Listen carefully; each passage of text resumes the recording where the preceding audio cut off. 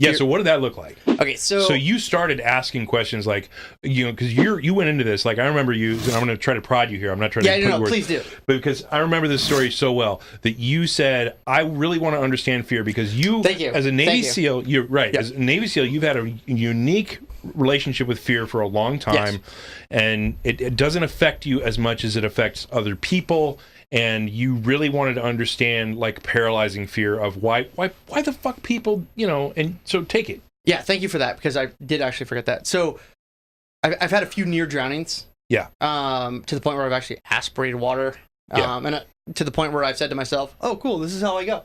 Right. Accepted it and just, it didn't mean I gave up in my action, because I didn't, but I was pretty sure I was going to die. Right. So that's the frame of reference for this. So I had asked ayahuasca about fear. And so the next thing I know, I'm actually on a porch swing overlooking a black world. It was as if we were 100,000 feet above Earth that was pitch black. Okay. And I could still see the sun. And I was on a swing next to this black tentacle monster.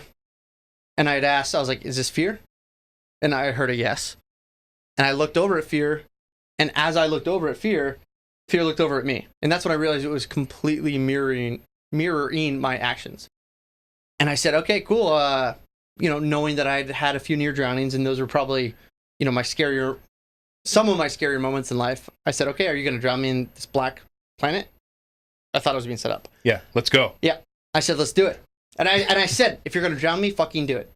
Because I thought it was coming, and I just welcomed it. And I heard a no. As this entity the entity wasn't responding, it was mirroring my actions, which we can get deep into the meaning of that with fear. Right. So anyways, it just sat there, whatever. And I had asked, I said, hey, be more clear. I go, this doesn't have any meaning to me unless you're trying to drown me. So the next thing I know, I'm sitting across an abyss. And across the abyss is this, think of a person-sized tentacle monster. We can actually say the new Venom movie. Just picture that, but more tentacly. Okay. But with no discerning features on the face. Right. That's what I saw. Okay. And I felt no feelings from it. It didn't seem sentient. I think it's important to point out too. Right. Is there's some things when you're on ayahuasca that feel sentient. Right. And there's some things that just don't. Right. So, anyways, across the abyss was this black tentacle monster staring at me. Right. Not moving. And it was a big abyss, maybe 100 meters. And to my right was what was represented to me as ayahuasca, which was this green glowing orb with fractals around it. And I asked, I already established that this black tentacle monster was the representation of fear. And I said, why is fear across the abyss? And she goes, for some people, fear is across an abyss. She goes, and I go, well, why? I remember asking this. This is so clear. I said, why can't I get rid of him? And she goes, fear cannot exist without you. You cannot exist without fear. And she goes, besides, he kind of keeps you alive sometimes. And I was like, damn, you're right. Nudge, nudge. Fear does keep me alive sometimes. It does. So I said, I need to learn. I've had AK-47s pointed in my head in Africa. Like, man, I've had some weird moments in life, but I've never had fear to the point where it creates inaction. It's like when people are like, oh, I wish I started a business. I'll make it to present day. I can't understand that. It's like, just do it. Just try. Who cares? Right. The difference between failure and experience is nothing. What's the worst that could happen? I know. Just try. So I've been, for the most part, not understanding of people who take inaction due to fear. And I've been aware of this. So I asked her, I said, you know what? I would like to experience debilitating fear. That's fucking ballsy. And everything froze. It's hard to describe. It felt as if everything froze, and visually everything froze. Right. Wow. And so it was like, are you sure? And I felt, and next, so everything froze, and I felt this question. You sure?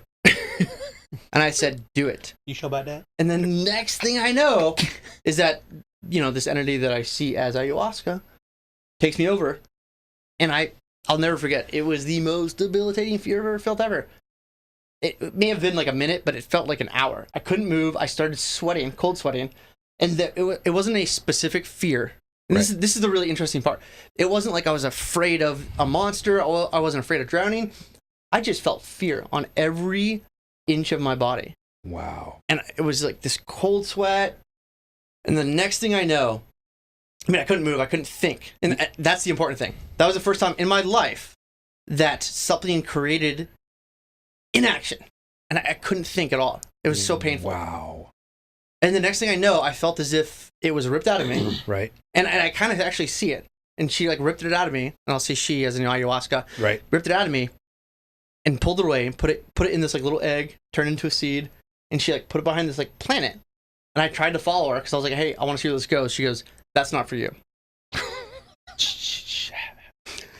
Shut up, Ben. Yeah. So. Remember that? Yeah, I do. So, We talked about it because he was cold sweating, and I was like, I think Doug's going on a fucking ride right now. Yeah. was that night? Yeah, because he Oh, was yeah, I was- sober, and, being a little bitch. So I was going on a when ride that I night. went to the bathroom to take a whiz and fire a heater, see that toilet could take one on the chin. I was talking to Sean, and I was like, yo, I don't know if Doug's gonna make it out of this one. He's over there fucking sweating and shit. I was like, I tried to say something to him, but then he thought that I was making some noise, and I thought that somebody else was making it. He told me to shut up. I was like, he ain't having fun. Right. Yeah. No, I was doing work. Yeah, no, the shaman made a noise across the room that you thought I made. Yeah, I remember that That much. was so funny. Yeah. I was like, oh. Yeah. So I remember waking up being like, Ben, be quiet.